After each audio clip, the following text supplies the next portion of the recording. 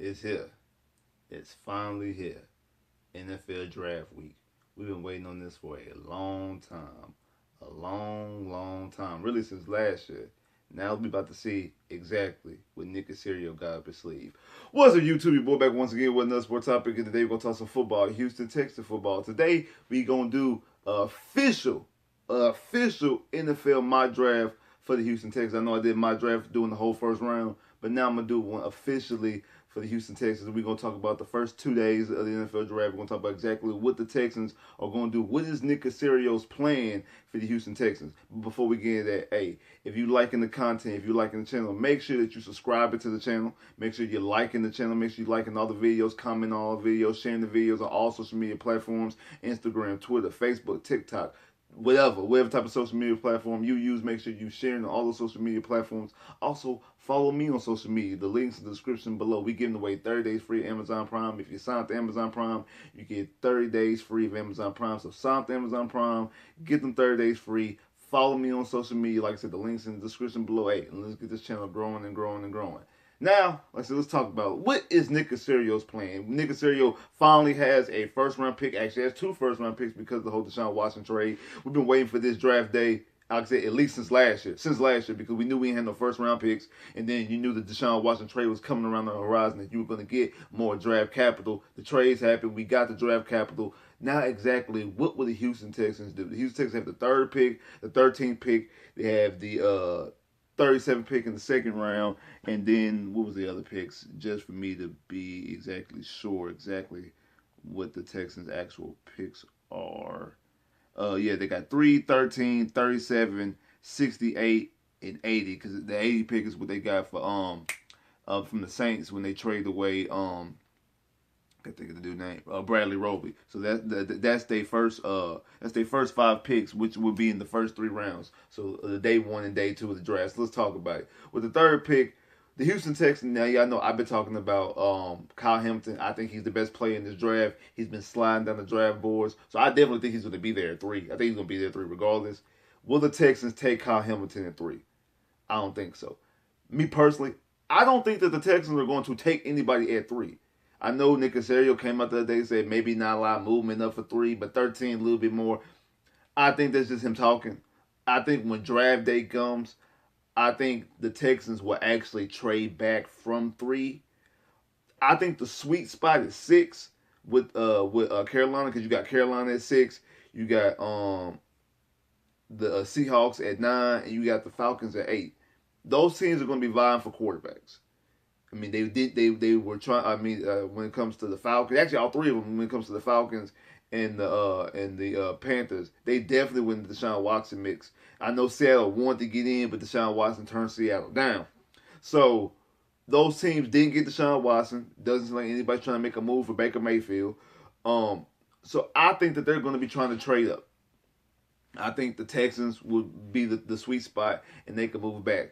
And either way it goes, if they move back to 6 or if they stay at 3, I think more likely it'll be the same player, and I think it's going to be Sauce Gardner. I think that's the person who Nick Caserio, not Nick Caserio, that Lovie Smith wants. And like I've been telling y'all for the longest, Nick Caserio comes from he comes from the Patriot organization where they don't value pass rush. I know people talking about Kayvon Thibodeau, Aiden Hutchinson. One, Kayvon Thibodeau doesn't fit the defense. Aiden Hutchinson fits the defense, but I don't think Detroit's going to get. I don't think he's going to get past Detroit too.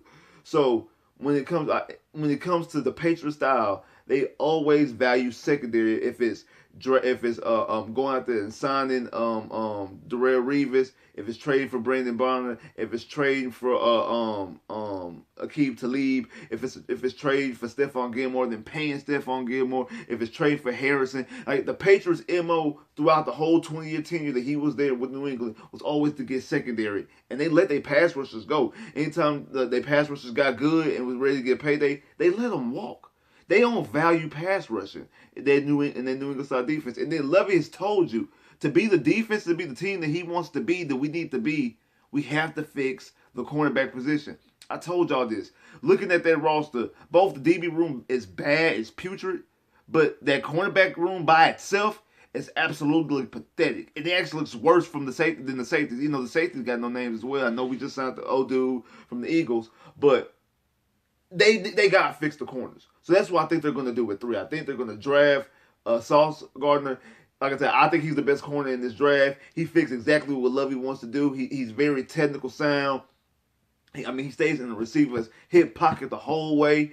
He's very aggressive. Like I say, he might get his hand caught in the cookie jar every now and again. What I mean by that, maybe get pass interference call here and there. But I think that he's the person who you want to build, who you want to be as your number 1 corner on your defense. And I definitely think that's the person who they're going to target at 3 or at 6. Now, if they move down to 9 or 8, might be a little bit dicey. You might not be able to get Sauce. You might have to end up getting Stingley if he's still available.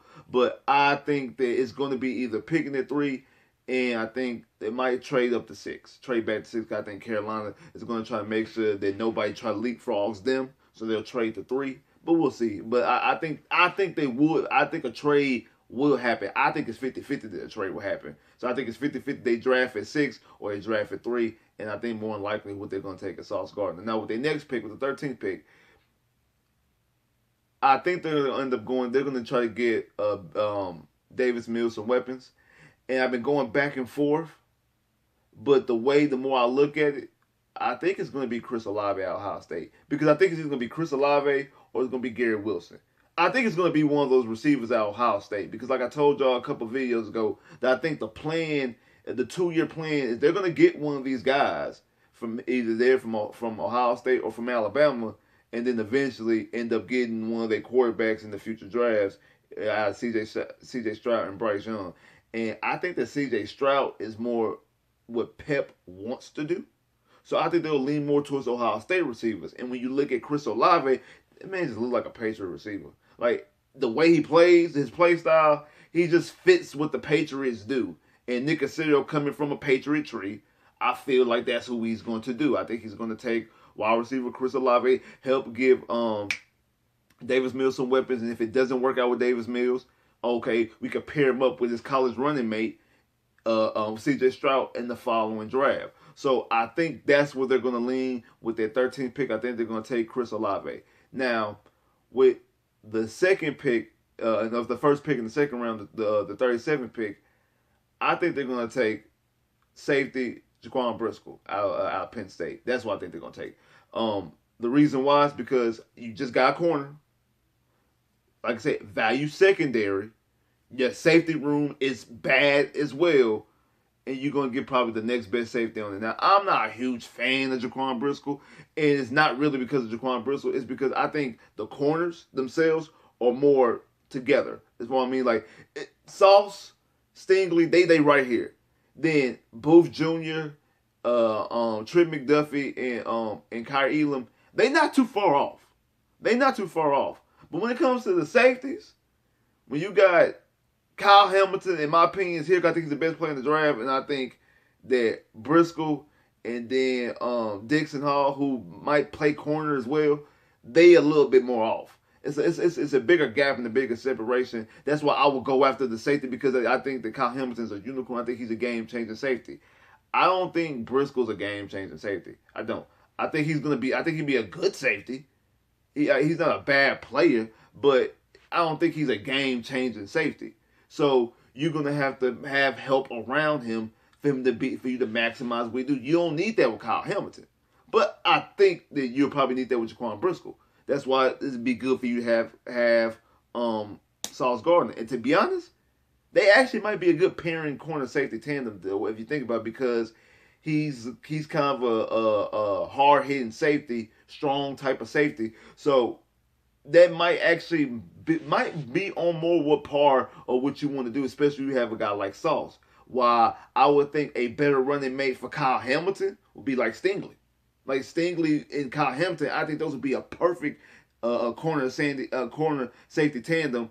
I think probably Sauce Gardner and Jaquan Briscoe would probably be a better, not better than those two as a tandem per se, but I think as a better corner safety fit than other corners and safeties. So I think match him with another safety outside of Kyle Hamilton, because I think you can match Kyle Hamilton up with anybody, but that's a conversation for another day. But I think that they'll go with Jaquan Briscoe in the second round, with they pick in the second round with the the 37th pick. Now, the next pick will be the third round pick will be pick 68, and with pick 68, I think they're gonna get Kenneth Walker, the running back out of Michigan State. You have to you have to fix this running game. You do. You have to fix this running game. I would have took Breece Hall in the second round, but I don't think the Texans are going to take Breece Hall in the second round. I don't. I want them to. I don't think they will. It makes the most sense too, but I don't think they will. And I think they'll go after their running back in the third round. They better go after their running back. If they don't go after them running back in the first round, they damn sure better go back after them in the second round. You got to get a running back in this draft. You absolutely have to. Last year was the worst rushing attack in franchise history. You have to get some type of playmaking. Again, if you want to have a fair evaluation on Davis Mills, and we're talking about fair now, we want to have a fair, a legitimate evaluation. If you want to actually know exactly what you have, and that's what I mean by fair, because you know the whole term fair is a place, fair doesn't exist. It's a place where you judge pigs. I get all that, but if you want to be accurate with your assessment, if you don't want to leave no stones unturned, you have to have weapons around. You can't just go out there and just go out there and play football. Like you gotta be realistic with the shit. So if you do that, you have to get some type of running game in this set. You can't go out there with David Johnson and I don't think David Johnson on the roster, but David Johnson or Rex Burkhead or whoever else they out there trying out running back. You have to bring somebody else in and running back. I want to see what Scotty Phillips got,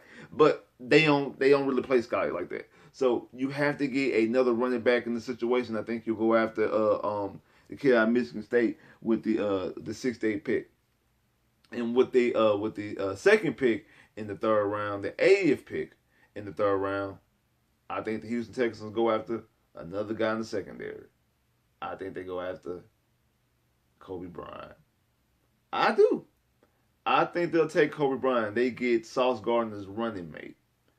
I do. I know y'all like, what about the defensive line? What about the linebackers? I think they really want to fix the secondary first. Like I've been telling y'all, man, this is a rebuild. You're not going to, Rome wasn't building today. You're not about to build a championship roster in one season. You're not.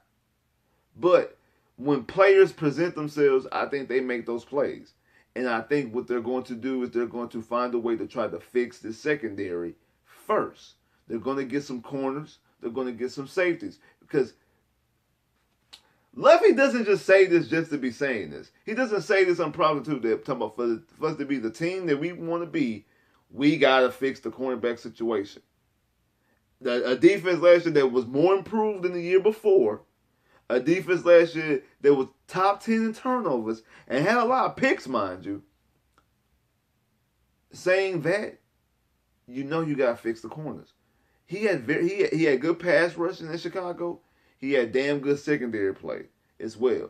So for him to be the defense that they want to be, I think they're going to have to fix the secondary. I think you take Sauce. I think they take Jaquan Briscoe, and I think they'll get Sauce's running mate Kobe Bryant. You got King, you got Desmond King as your slot corner. You just got the guy that you signed from Philly. Now you got corners that you can rotate in and out and do special things with. Now you can do a couple things, disguising your coverages and doing a couple stuff like that, and you can get your pass rushers and your edge rushers and your linebackers later on in the draft and future drafts. You have 2 first-round picks the next 2 years. You have another 4th-round pick this year, if I'm not mistaken. You got other ways to get linebackers and get linebackers and get defensive linemen, which we all know, being in Houston, we've seen it both on the edge rushing and from the linebacker standpoint. We've seen it with JJ. We've seen it with Zach Cunningham. We've seen it with DeMeco Ryans. We've seen it with Mario, that those linebackers and defensive linemen, they can come out the gate and play well. They can come out the gate and play well. Not everybody needs a year or two. But when you talk about those guys in the secondary, outside of the guys like Jalen Ramsey and stuff like that, it takes secondary guys a little bit. It takes them a year or two to get going. So go ahead and get them now. So then by next year, year after, by year 3 of your rebuild, the guys that you drafted in this year, they will already start progressing. They be in the defense, be comfortable with the defense and doing things like that. They a little bit more advanced. Those edge rushers and linebackers that you just drafted, they can come out the gate because they just doing one thing. Hit the quarterback. Tap the quarterback. Stop the run. Cuff the lane. Set the edge. Well, they know exactly what they're doing. They not pedaling backwards. Gotta play a guessing game or what. They not doing all that. So they need to be a little bit, like, those guys need to be a little bit more comfortable. So if that's the case, go ahead and get them now. Because we're not trying to win the Super Bowl next year. Like, I mean, this year or next year. Yes, will we want to? Absolutely. Do we want to make the playoffs? Absolutely. But that's not the plan. And actually, I'm okay with that. I'm patient enough because I know exactly where this team is at.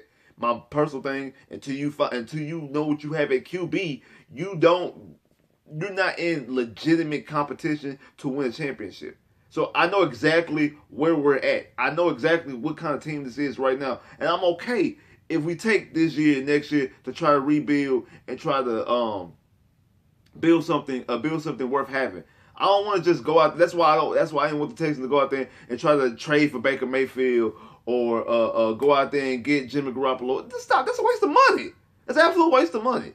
Go ahead and use Davis Mills. If he turns out to be the guy, great. Hey, great. And if he's not, okay, cool. No harm, no foul, because we want to in contention. We want to try and compete for a championship this year. We want to see improvement. We want to start building because we don't want to be the Cleveland Browns, the Buffalo Bills of old, the Detroit Lions. We don't want to be those teams, Jacksonville Jaguars. We don't want to be those teams, and we don't want to be no hiding a flash in the pan type team where you got the 17 Jags or the 19 or 2020 Browns or the what year was that when Detroit went to the playoffs? With 2011 and then 2014, whatever it was when they should have beat Dallas in the playoffs.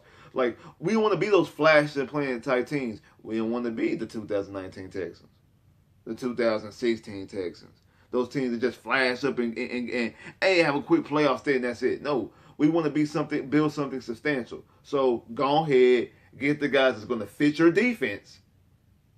Get some good offensive pieces so you could get an actual good gauge in a legitimate situation so you know exactly what you have in Davis Mills. So do you know, hey, we move forward with Davis Mills, or do we need to go out and get Bryce Young, C.J. Stroud in the extra draft, Caleb Williams a couple of drafts from now? We need to know these type of things.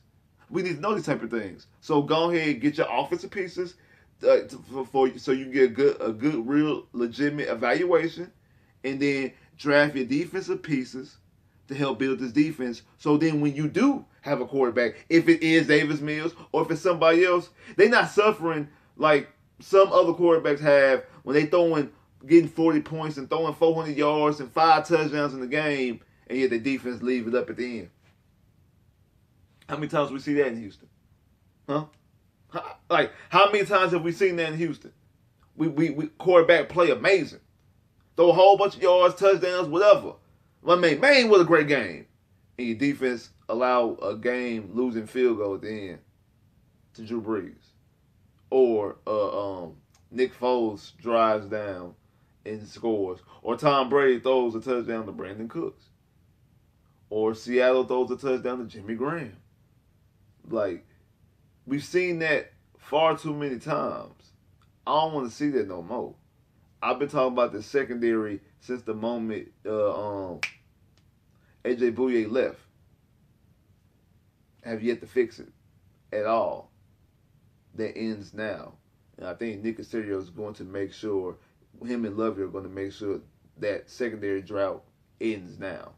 Like, subscribe if you haven't, comment below if you haven't, click that bell, get more videos. I holla.